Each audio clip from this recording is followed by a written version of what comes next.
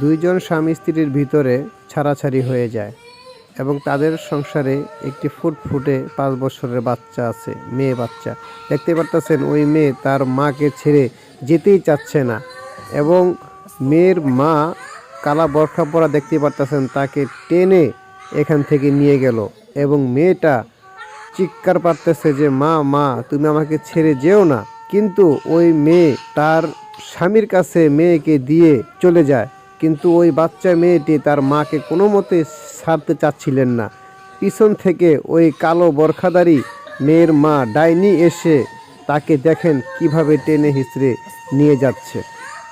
তথ্য মতে জানা গেছে সংসার ভাঙ্গার পিছনে সবচেয়ে বড় অবদান রেখেছে মেয়ের মা।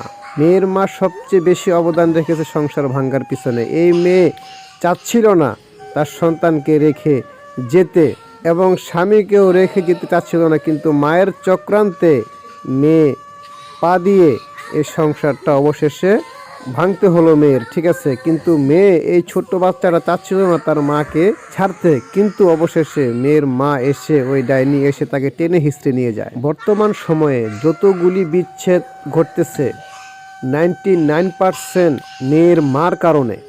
এটা আপনারা এক কলমে বিশ্বাস করবেন, এক কলমে লিখে দিলে আপনারা এটার ভিতরে রাইট চিহ্ন দিবেন। মেয়ের মার কারণে সংসার ভাঙতেছে 99%। অনেকে বলবে তাহলে যে মেয়ে সংসারটা ছেড়ে আসতেছে তার কি জ্ঞান বুদ্ধি নেই? আছে, কিন্তু মায়ের চক্রান্ত সবচেয়ে ভয়ানক চক্রান্ত। ওই মায়ের চক্রান্ত মানে শয়তানের চক্রান্ত, কারণ শয়তান সংসার ভাঙতে পারলে সবচেয়ে বেশি খুশি হয়। তখন ওই মায়ের কান পড়াতে এই মেয়ে তখন কাবু হয়ে যায়। তখন যতই ভালো স্বামী হোক না কেন, যতই ভালো সন্তান কোলে আসুক না কেন, সব কিছু ফেলে রেখে ওই মায়ের কথাতেই চলে।